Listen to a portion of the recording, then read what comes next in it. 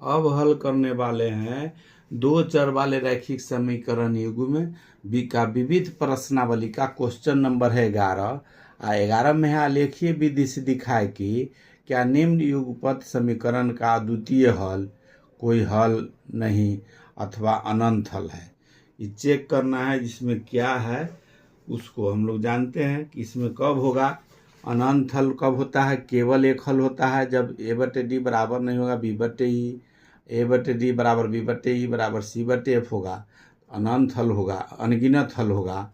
ए बटे डी बराबर होगा बी बटे सी, बी बटे ई बराबर नहीं होगा सी बटे एफ, तो कोई हल नहीं होगा। तो इसको चेक करना है। ये क्वेश्चन नंबर है 11। इसका समीकरण है, समीकरण दिया हुआ है 5l माइनस 8m प्लस 1 बराबर 0। दूसरा समीकरण है 3l माइनस 24 बटे 5m प्लस 3 बटे 5 बराबर 0। ये दो समीकरण है। इसको दोनों को चेक करने के लिए हम लोग जानते हैं कि पहला जो होता है उसको ए मानते हैं, इसका गुणांक को ये बी हो जाएगा, ये सी हो जाएगा, उसी तरह ये हो जाएगा डी ई एफ। सब मान बैठाएंगे, उसके बाद देखेंगे कौन समीकरण है। ए बराबर हो जाएगा इसमें 5, बी बराबर हो जाएगा 8 माइनस 8, बी बराबर माइनस 8, सी बराबर हो जाएगा 1, डी बराबर हो जाएगा 3 और हो जाएगा ई बराबर हो जाएगा माइनस 24 बटे 5, एफ बराबर हो जाएगा 3 बटे 5। ये आ रहा है, इसको बैठा के देखना है। ए बटे डी करेंगे बराबर बी बटे ई बराबर सी बटे एफ। सब अगर मान बैठाते हैं इसका हो जाएगा 5 बटे 3 बराबर हो जाएगा माइनस 8 बटे माइनस 24 बटे 5। ई के जगह पर है, ई के जगह पर माइनस 24 बटे 5 बराबर सी के जगह पर है 1 और एफ के जगह पर है 3 बटे 5।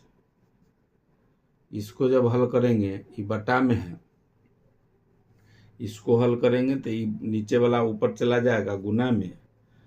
इसको इस साइड भी लिख सकते हैं, इधर अगर बनाएंगे तो इसको 5 बटे 3 हो गया, 5 बटे 3 बराबर हो जाएगा माइनस 8 गुने ये उलट जाएगा तो ऊपर हो जाएगा 5 और बटा में हो जाएगा माइनस 24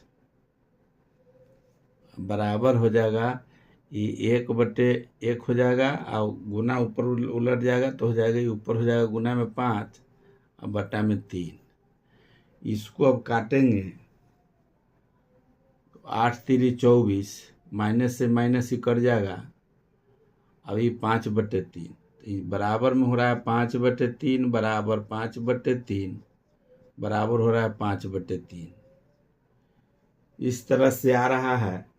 तो ये तीनों ये जो फार्मूला है ये आ रहा है, तीनों अगर बराबर होता है तो इसको हम लोग कहते हैं कि अनगिनत हल होंगे और संपाती होगा।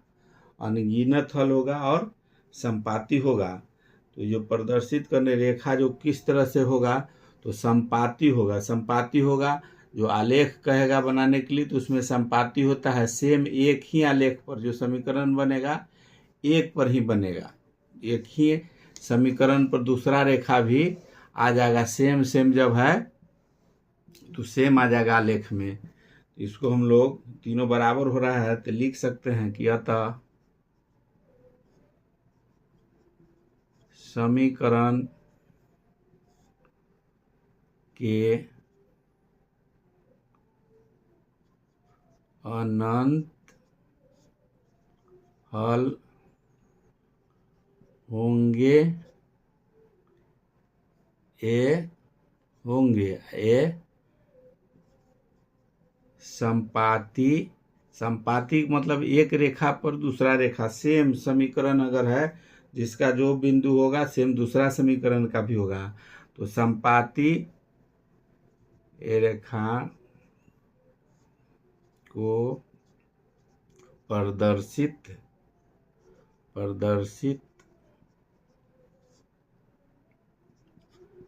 करते हैं। यही हो गया आंसर। 11 का है। अब 12 नंबर को देखेंगे, 12 नंबर हल करेंगे। इसका 12 नंबर क्वेश्चन है,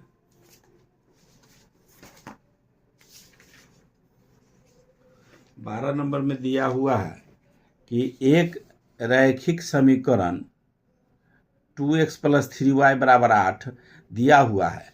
दो चरों में दूसरा रैखिक समीकरण इस प्रकार लिखे कि प्राप्त युगपत समीकरण का ज्यामितीय निरूपण निम्न प्रकार हो। तो क्वेश्चन नंबर 12, क्वेश्चन नंबर है 12। इसमें एक समीकरण पहले से दिया हुआ है 2x + 3y = 8। इसका अगर फर्स्ट का कह रहा है, फर्स्ट में कह रहा है कि छेदक रेखाएं हो, तो छेदक रेखा हम लोग जानते हैं कि छेदक रेखा उसी को कहेंगे समीकरण को कि जब a/d बराबर नहीं है b/e। एक समीकरण इसमें दिया हुआ है, एक समीकरण को इसमें बनाना है जो इसका ही दोनों के बराबर नहीं हो। कुछ भी लिख दे सकते हैं, जैसे यहाँ 2 है तो यहाँ 5 लिख दे, प्लस में यहाँ 2, 3, 4 कुछ भी लिख सकते हैं। तो यहाँ 2 भी लिख सकते हैं, 2y बराबर 6, 7, 8 कुछ भी लिख सकते हैं, 3 भी लिख सकते हैं। कोई समीकरण ऐसा लिखना है जब इसका जो बनाएंगे a/d x हो जाएगा, 5x हो जाएगा। जैसे a/d करेंगे बराबर में b/e करेंगे बराबर c/f करेंगे, तो बराबर नहीं होना चाहिए। फर्स्ट जो है बराबर नहीं होना चाहिए, तब छेदक होगा। a/d करेंगे तो 2/5 हो जाएगा बराबर 3/2।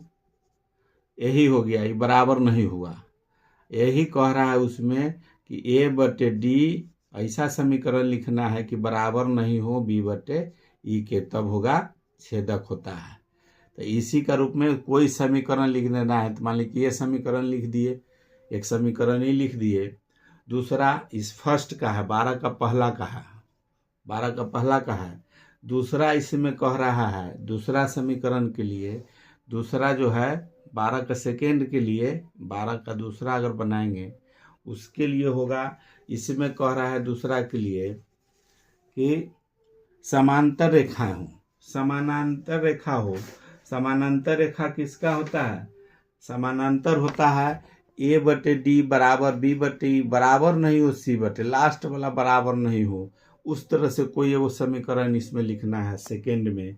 इसमें लिखने के लिए हम लोग लिख सकते हैं, इसको बराबर होना चाहिए। जैसे 2/2 x कर दिए प्लस 3y कर दिए, बराबर में 3 या 4 कुछ भी कर सकते हैं।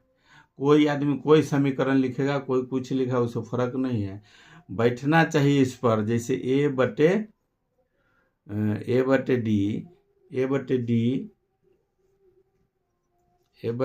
बराबर b/e बराबर c/f पर अगर बैठाते हैं इसको, a/d मतलब 2/2 बराबर 3/3 बराबर 8/3। ये दोनों तो बराबर हो रहा है, 2/2 3/3। ये काटेंगे तो एक बार में कटेगा, ये भी कटेगा एक बार में। 1 बराबर 1 बराबर नहीं है 8/3 के। इस फार्मूला पर आ जाता है कि a/d बराबर b/e बराबर नहीं है c/f के, तब जाके होगा समानांतर।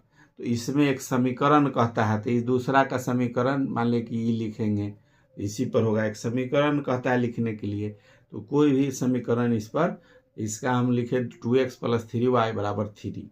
इसी तरह से इसका अगर 3 का हल करना रहेगा, 12 का तीसरा में कह रहा है, 12 का 3 नंबर में इसमें कह रहा है, क्वेश्चन सबके समीकरण वही है।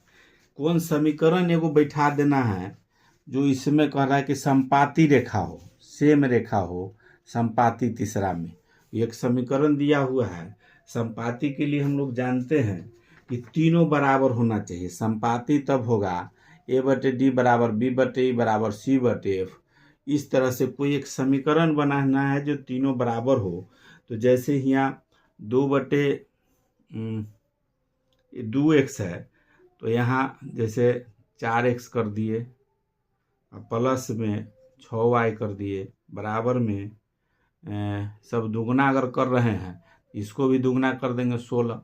अगर 3 से गुना करके लिखेंगे, अगर समीकरण यहाँ 3 से करके लिखते हैं तो 3 से करके लिख देंगे। जैसे 2 तिया 6x प्लस 3 तिया 9y बराबर 8 3 24। ये भी समीकरण होगा।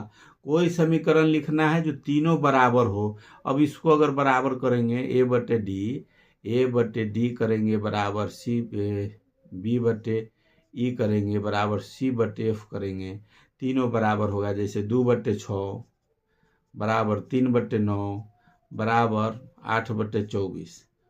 अब इसको काटेंगे तो 2/6 ये हो जाएगा, 2 तिया 6, फिर होगा 3 तिया 9, फिर होगा 8 3 24, सब बराबर हो जाएगा। 1/3 बराबर हो जाएगा, 1/3 बराबर हो जाएगा 1/3। तो कह रहा है कि कोई ऐसा समीकरण लिखिए जो संपाती हो। तो संपाती हो जाएगा यही समीकरण, इसका आंसर हो जाएगा तीसरा का। एक समीकरण एक लिख देना है जो संपाती हो, तो संपाती हो गया।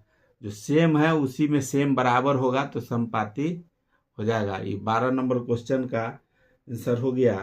अब 13 नंबर हल करेंगे।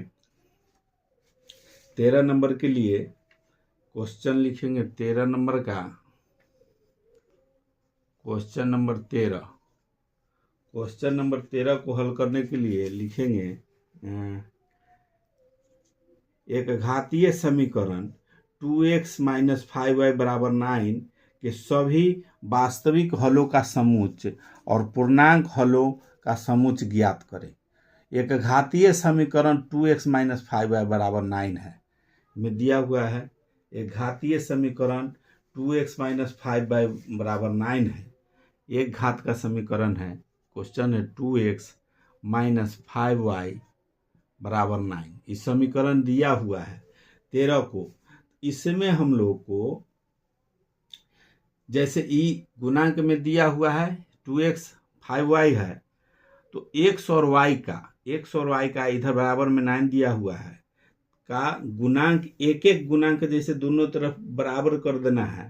तो गुणांक बराबर करने के लिए इसमें डिवाइड अगर कर दे तो इसमें इसको लिख सकते हैं, या जैसे 2x है तो 2x अगर इधर से ले आते हैं इसमें से 4 माइनस कर दे, इसको लिख सकते हैं, या लिख सकते हैं यहाँ, जैसे यहाँ जो लिखे 2x - 5y बराबर 9 है यहाँ, तो 9 को हम लोग लिख सकते हैं 4 + 5 या 5 + 4।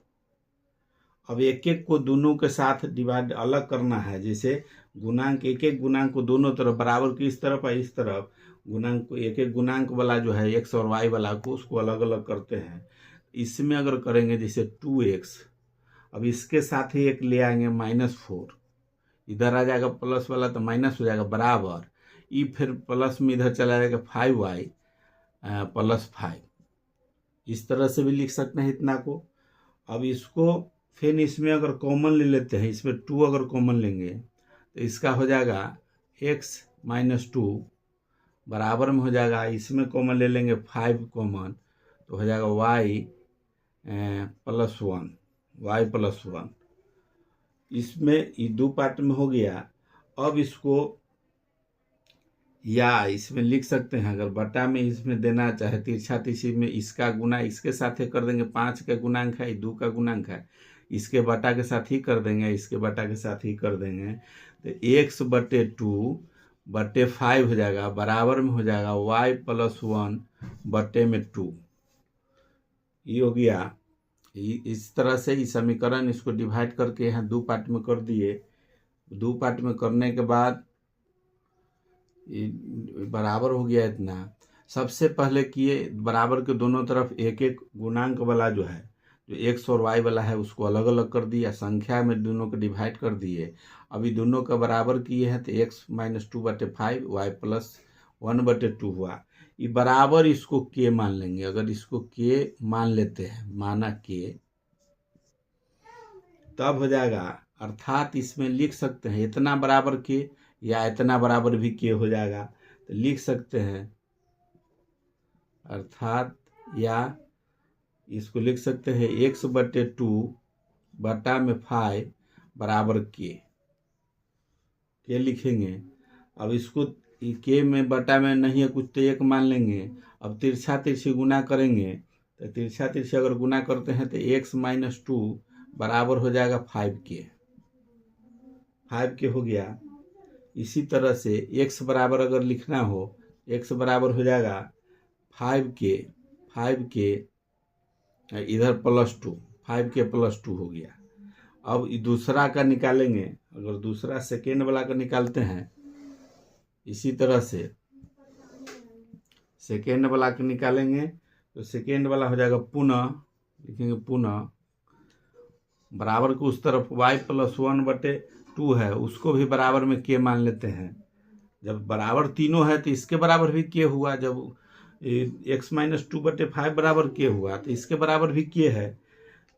तो इसको भी बटा में कुछ नहीं तो 1 मान लेंगे, तिरछा तिरछी गुना करेंगे तो y प्लस 1 बराबर हो जाएगा 2k। y बराबर हो जाएगा 2k माइनस 1, इधर प्लस वाला है 1, इधर चल गया माइनस में। अब x और y का मान निकल गया है। अब इसमें क्वेश्चन में कह रहा है वास्तविक हलों का समूच ज्ञात करें। इसमें वास्तविक हलों का समूच 13 नंबर के कह रहा है कि वास्तविक, पहला कह रहा है कि वास्तविक हलों का समूच और दूसरा पूर्णांक हलों का समूच, दोनों इसमें कह रहा है, वास्तविक हलों का समूच और पूर्णांक हलों का समूच।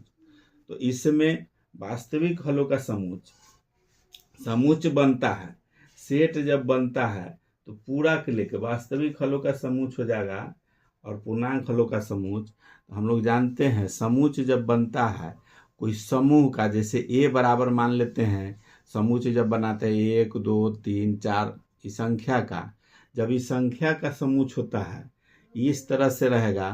तो इसको जैसे प्राकृत संख्या का है, प्राकृत संख्या का है, इसको हम लोग n से सूचित करते हैं।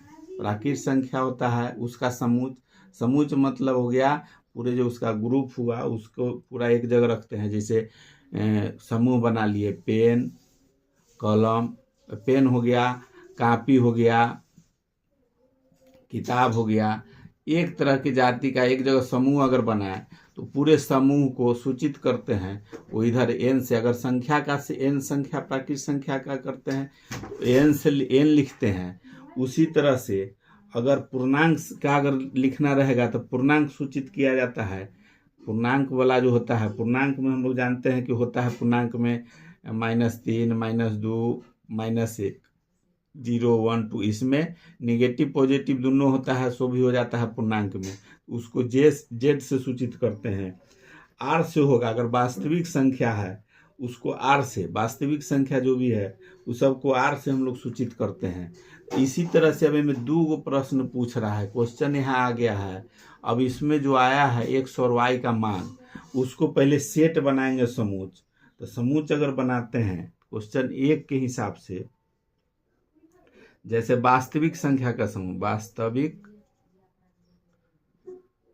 संख्या, वास्तविक हलों का या संख्या का वास्तविक हलों का समूच अगर बनाते हैं, वास्तविक हलों का समूच अगर बनाते हैं, इसमें जो प्रश्न है उसके हिसाब से रियल नंबर का अगर समूच बनाते हैं, रियल नंबर इसमें पढ़ना पड़ता है। तो इसका सेट जब बनेगा तो इसमें x बराबर दिया हुआ, जैसे ये छोटी ये ब्रैकेट में आ जाएगा, तो इसमें आएगा x और y का अगर निकालते हैं x इंटू वाई बराबर में अगर करेंगे, x का मान लिखेंगे, इसका x और y का इसका जो मान होगा तो x बराबर हो जाएगा, इसमें अगर बराबर में देके x बराबर आ जाएगा 5k प्लस 2 है आया हुआ, y बराबर आया हुआ है 2k माइनस 1। लेकिन अब ये वास्तविक संख्या का कह रहा है, तो वास्तविक संख्या का जहाँ के जो मान है, जो संख्या आया है इस तो सेट हो गया, लेकिन के जो है क्या है, तो के बता रहा है कि इसमें वास्तविक संख्या अगर होगा तो उसमें क्या कैसा समुच्चय होगा। तो जहाँ पर के बराबर हो जाएगा, के जो है बिलोंग्स टू आर होगा, जैसे के बिलोंग्स टू आर, कहने का मतलब ये वास्तविक संख्या का समुच्चय हो गया। इसी तरह से दूसरा इसमें कह रहा है पूर्णांक संख्या का समुच्चय, पूर्णांक हलों का समुच्चय अगर बनेगा तो सेम वही चीज रहेगा, एक्स वाई।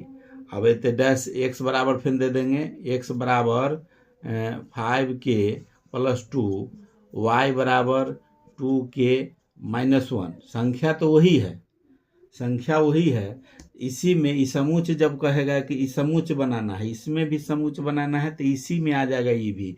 जब वास्तविक संख्या का लिखेंगे डैश दे के यहाँ के बराबर हो जाएगा आर, ये हो गया। अब उसी तरह से ये वास्तविक संख्या था इसलिए आर हो गया, यहाँ हो जाएगा के बराबर, जब पूर्णांक का कह रहा है तो पूर्णांक हम लोग जानते हैं कि पूर्णांक को हम लोग जेड से इसमें तो के बिलोंग्स जेड हो जाएगा। जेड से ही पता चल जाएगा कि पूर्णांकों का समुच्चय है। जो समुच्चय संख्या रहता है ये भी है, जहाँ पर के जो है जेड के रूप में है, मतलब पूर्णांकों का समुच्चय है। जब पूर्णांक है, के जो है पूर्णांक है। अब के अगर उस जगह पर परमेय संख्या रहता है तो परमेय संख्या को क्यू से सूचित करते हैं, तो यहाँ क्यू हो जाता। यही हो गया 13 का एक क्वेश्चन का आंसर है। अब 14 नंबर 13 का हो गया। अब 14 नंबर देखेंगे।